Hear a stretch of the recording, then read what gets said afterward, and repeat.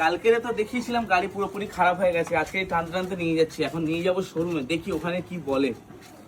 এর যে অবস্থা টেনে টেনে কাল তো জীবন ঠান্ডা হয়ে গেছে, আজকে তো আরো অবস্থা খুবই খারাপ। চলো দেখা যাক ওখানে গিয়ে।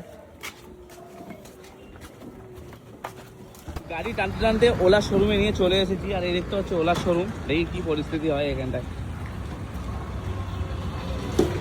আমি বারুইপুরে সার্ভিস সেন্টারে আসলাম, এসে দেখছি এর এখানে বলছি যে এখানে সার্ভিসই হবে না। আর এখানে দেখো ভালো করে আমার যে টিকিট নাম্বারও এখানে শো করছে যে টিকিট বারুইপুর সাউথ 24 পরগনা, দেখতেই পাচ্ছি তো পুরোপুরি লেখা রয়েছে। তো বলার এখানে এনারা লিখে দিয়েছে যে এখানে সার্ভিস হয় না। তো এটা কি ধরনের মানুষকে অসুবিধা করা, যেহেতু অ্যাপসে দেখাচ্ছে যে বারুইপুরে সার্ভিস হয়, আর এখানে যদি সার্ভিস না হয় তাহলে যে মানুষের টেনে টেনে গাড়িটাকে নিয়ে এসেছে, তাহলে এইটা এবার পুরোপুরি ভোগান্তি হচ্ছে মানুষের। এমনি তো ওলার সার্ভিস এতটাই খারাপ, তারপরে যদি এতটা ভোগান্তি হয়, আপনার কি মনে হয় এটা কি ঠিক?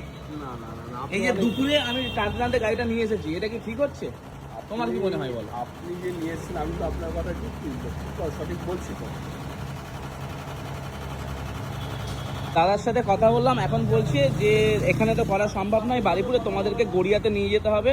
আর গড়িয়াতে নিয়ে যেতে গেলে আরসি বুক করতে হবে, যেহেতু আর আরসি আমার রয়েছে। কিন্তু এখন এনারা বলছে যে বুকিং করতে গেলে সময় লাগবে, এবং 2 দিন 3 দিন 4 দিন পরে কখন আসবে এর কোনো ঠিক নেই। তো আর কিছু করার নেই, শেষ পর্যন্ত দেখি গড়িয়াতে নিয়ে যাওয়ার জন্য ব্যবস্থা করি, আর কি বা করা যাবে।